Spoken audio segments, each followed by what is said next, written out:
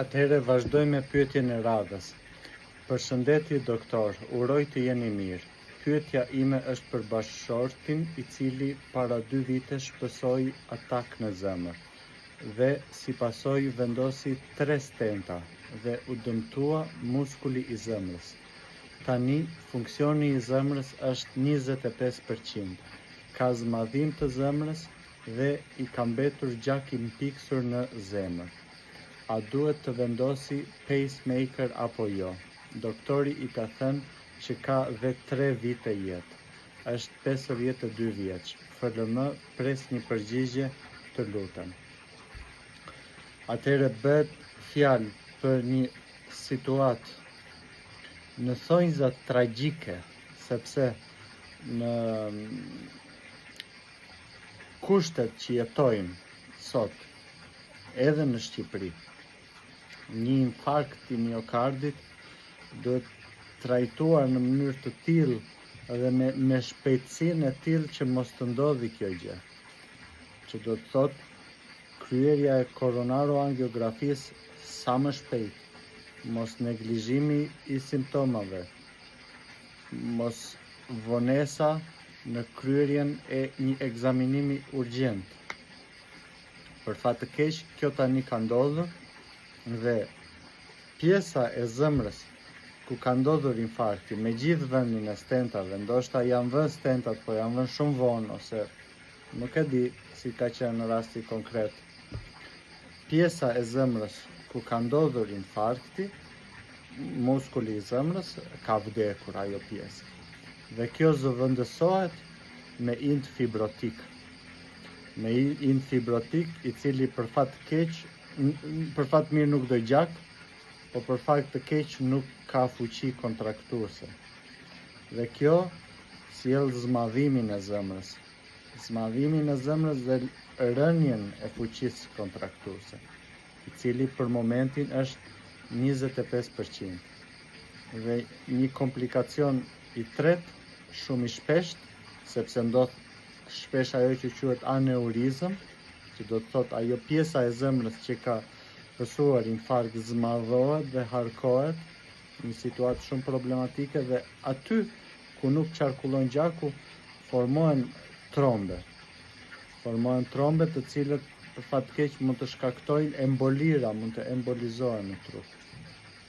Atëherë, trajtimi i këtij pacienti të komplikuar bëhet si fillim urgjentje është shkrirja e trombit. Shkrirja e trombit bëhet me hollusin e gjakut. Dhe hollusi i gjakut janë ato që quhet hollusit e rinj të gjakut. Apixaban, rivaroxaban, edoxaban. Ose markumari nga ana tjetër. Numri 2 dhe kontrolli. Duhet që diku për 4 javë, domethënë nën trajtimin me një hollues gjaku nga këta të rinj, trombi duhet të zhduket. Nëse nuk zhduket trombi për 4 javë, është indikuar fillimi i terapisë me markumar, sepse markumari është më i vjetri, është më problematiku, se jo do kontrolluar, jo gjakderdhje, jo kështu, por është dhe antikoagulanti më i fuqishëm që ne kemi në dispozicion.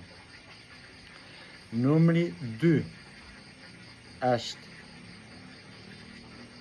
dhënia e një terapie optimale për insuficiencën e zemrës, që do të thotë një terapi optimale për insuficiencën e zemrës fillohet në rastin tënd me entreston, sakubitril valsartan, dhe jo fillimi i dozës me entresto, po entresto dozën në varësi të tensionit dhe në varësi të vlerave të veshkave, në dozë maksimale, sepse fuqia e tij rritet me rritjen e dozës. Dhe terapia gjithashtu kombinohet me beta blokusin, me shkarkusin, që është spironolaktoni, ku mund të jepet dhe një tjetër në varësi të gjendjes së volumeve, dhe ajo që do të sugjeroja janë gjithashtu terapia maksimale në moment, gjithashtu me SGLT2 inhibitorët, për shembull Foxiga, në varësi të vlerave të veshkave. Gjithmonë kujdes. Numri 2. Në qoftë se kjo terapi është e kompletuar dhe merret rregullisht nga pacienti, duhet që në 3 muaj të kemi, të shpresojmë një përmirësim të kontraktilitetit të murit të zemrës. Në qoftë se kjo nuk ka ndodhur dhe funksioni pomp i zemrës mbetet 25%, është indikacioni për vendosjen e një defibrilatori.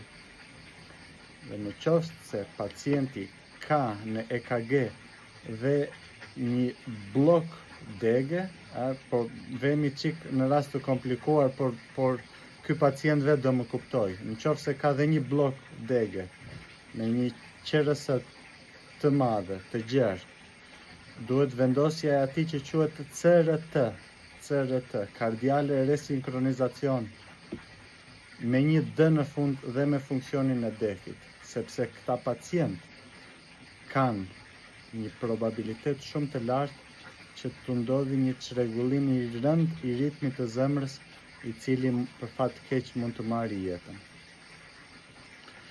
Dhe pika tjetër që doja të merja është kontrolli i yndyrnave të gjakut,